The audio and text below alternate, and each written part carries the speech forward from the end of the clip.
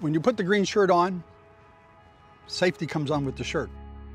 We're in a trade that is dangerous. It's inherently dangerous. If you take a moment out and not on guard, then there can be a horrible price to pay for that. It's been 15 years since Jim Kopke's accident, and his story remains an important one for all at Otis.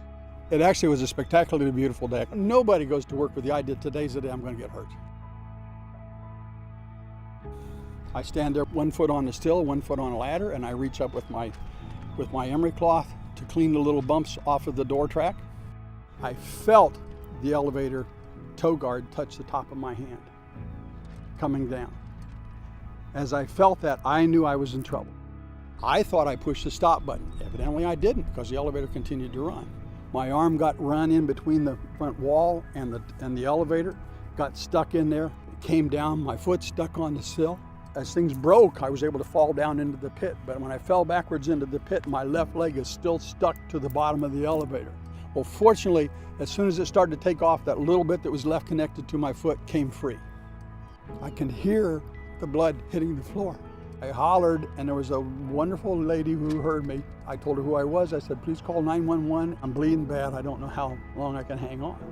When the fire rescue people got there, they put me on a flat board, lifted me up onto the lobby level. They literally shut down traffic in downtown Sarasota so that I could get to a helicopter that they'd landed in a parking lot.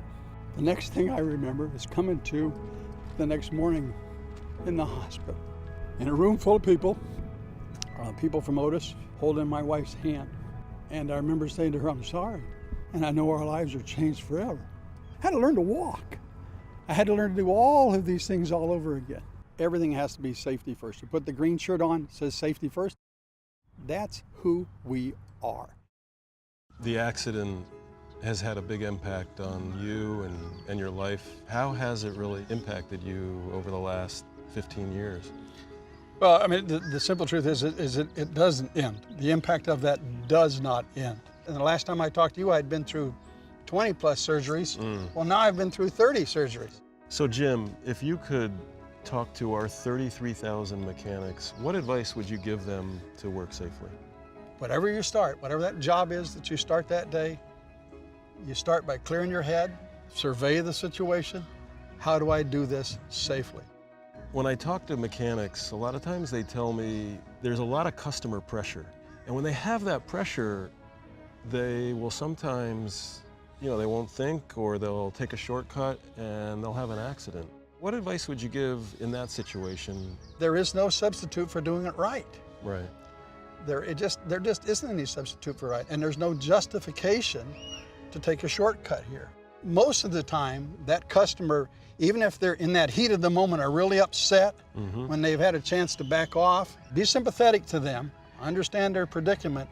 Remember, the customer's probably getting pressure from somebody too. Right. But in the end, we have to do it right. That means safely. Everybody in the company will stand behind you. We'll stand behind the mechanic and stand behind safety, and safety comes first. We're doing the best we can to find ways to improve safety, and I wanted to have Jim see some of the advancements. This app really has two purposes. We call it the Shield app. One part is the wedge, and the other part is to detect if you need help. If you fall and you're injured, it will actually detect that you've fallen and call for help, even without you calling. Or you can hit this, or you can shake the phone and it will call for help. When I was sitting there upside down, if I could have taken that in my hands and just gone like this, that would have compressed the amount of time it took before I got aid. If for some reason you had an accident and you were unconscious, if the phone doesn't see anything for a predetermined amount of time, it will automatically call for help. We're going to have the ability for you to add a personal photo of, your spouse or friend or somebody just to remind you that, hey, this is what's important in life. Yeah. I need to be safe. Go home to your family every day. Yeah, I mean, that's the goal. Right. This is going to help us not be complacent and do things the proper way. So often we're the only guy out there, so this is a great tool. We invest in safety. I mean, it's all for that that one reason, and that is so that everybody goes home safe every day. That's what it's all about. Thinking about family and just thinking about friends, thinking about colleagues is a good trigger to always remember, hey, I gotta put safety first. Oh yeah, the more significant the accident is, the more the trauma of that accident, the more the consequences of that accident are visited on other people. The Otis family is important. I have mechanics that come visit me in the hospital. You develop these relationships that last forever. Yeah, and I think our mechanics care about each other. I just don't want somebody else to go through this.